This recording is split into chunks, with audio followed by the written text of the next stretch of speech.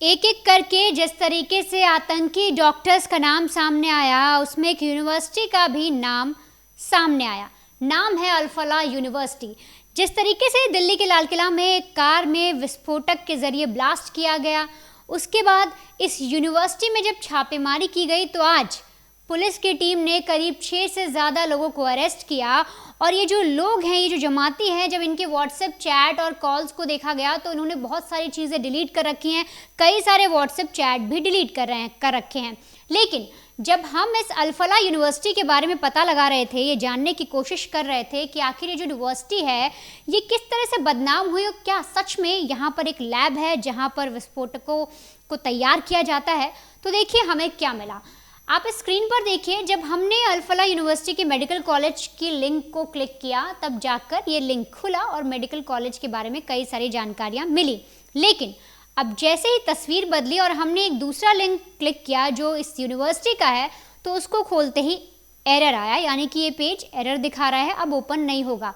इसके बाद हमने एक और तीसरा लिंक क्लिक किया जो कि इस यूनिवर्सिटी का ही लिंक है, और इसे खोलने के बाद एक हैकिंग का साइन आया, रेड कलर से लिखा हुआ है हैक, और साथ ही साथ ग्रीन कलर से बहुत सारे मैसेज लिखे हैं और साफ साफ ऊपर लिखा है कि इंडियन साइबर अलायंस ने इसे हैक कर लिया है। और मैसेज दिया गया है, such radical Islamic university are not allowed in Indian soil, यानी कि कोई भी भारत से गद्दारी करेगा उस इंसान को, उस शख्स को भारतीय मिट्टी बर्दाश्त नहीं करेगी। आगे लिखा है, if you want to live in India, अगर भारत में रहना चाहते हो तो शांति से रहो जैसे कि बाकी सब लोग रह रहे हैं। And if you want to radical Islamic jihad, better to left India and shift to Pakistan, take it as warning, यानी कि चेतावनी दी गई है। इंडियन साइबर अलायंस की तरफ से इस यूनिवर्सिटी को चेतावनी दी गई है और कहा गया है, we are tracking your anti national activity, यानी कि भारत के खिलाफ आप जो भी गतिविधियां कर रहे हैं, जो भी आपका अगला कदम है, हम उस पर नज़र रखे हुए हैं।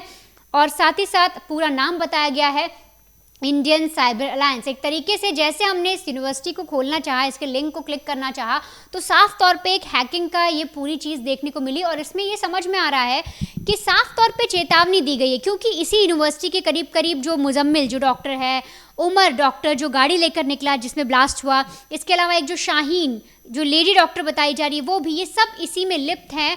और इसी यूनिवर्सिटी में आज छापेमारी करने के बाद जो जमाती हैं वो भी पकड़े गए। लेकिन ये जो यूनिवर्सिटी है आखिर ये क्या काम करती है और किस तरह से शुरू हुई, तो जब हम इसके बारे में पता लगा रहे थे तो पता लगा कि इस यूनिवर्सिटी में 40% से ज़्यादा जो डॉक्टर्स हैं वो कश्मीरी हैं। जिस तरह से मुजम्मिल है, शाहीन है, सब कश्मीर, मुजम्मिल जो है वो पुलवामा का बताया जा रहा है। और तो और ये जो पूरी यूनिवर्सिटी है 70 एकड़ में फैली हुई है। लेकिन ये इसको फंड कहाँ से मिला? गल्फ से इसको फंड मिलता है, गल्फ कंट्रीज़ के द्वारा इससे फंड मिलता है इस यूनिवर्सिटी को। शुरुआत में जब इसको चलाने की कोशिश की गई, इसे बनाया गया, तब इतना ज़्यादा पैसा नहीं था, धीरे धीरे एक कमरे से शुरू हुआ और अभी 70 एकड़ में फैल गया है। और ये जो यूनिवर्सिटी है गल्फ से फंडेड है। 40% से ज़्यादा जो डॉक्टर्स हैं वो कश्मीरी हैं। और साथ ही साथ जो फरीदाबाद का जिला धौज है उसके अरावली की तलहटी पर 70 एकड़ का हरा भरा पूरा एक क्षेत्र है और उसी में अल फलाह विश्वविद्यालय बना हुआ है। साथ ही साथ अब ये चैरिटेबल ट्रस्ट के रूप में कन्वर्ट हो चुका है। इसके अलावा इसके 3 संस्थान हैं, अगर मैं उनके नाम बताऊं तो एक तो Al Falah engineering and technology, दूसरा ब्राउन हिल कॉलेज है ऑफ इंजीनियरिंग एंड टेक्नोलॉजी, और उसके अलावा एक है Al Falah school of education and training. ये 3 तरीके से चलाया जा रहा है और यूजीसी से मान्यता प्राप्त है। यूनिवर्सिटी है ये यूजीसी से मान्यता प्राप्त है। और जब हम इसकी वेबसाइट देख रहे हैं तो देखिए इस पर इस तरीके का मैसेज हमें देखने को मिला जिस पर हैक साफ तौर पे लिख दिया गया था। साथ ही साथ ये जो यूनिवर्सिटी है इसकी स्थापना जो हुई वो हरियाणा विधानसभा के द्वारा की गई थी। हरियाणा निजी विश्वविद्यालय जो प्राइवेट इंस्टीट्यूट्स होते हैं उसके अधिनियम 2006 के अंतर्गत इसकी स्थापना कराई गई थी और 2014 में इसे संशोधित किया गया और 2015 में यूजीसी से मान्यता प्राप्त हो गई। और इसके बाद कई स्टूडेंट्स इसमें पढ़ने आने लगे और पूरी तरीके से जो यूनिवर्सिटी है यहाँ पर मेडिकल जो कॉलेज है वो भी खुला और धीरे धीरे जो स्टूडेंट्स हैं उनकी संख्या भी बढ़ने लगी।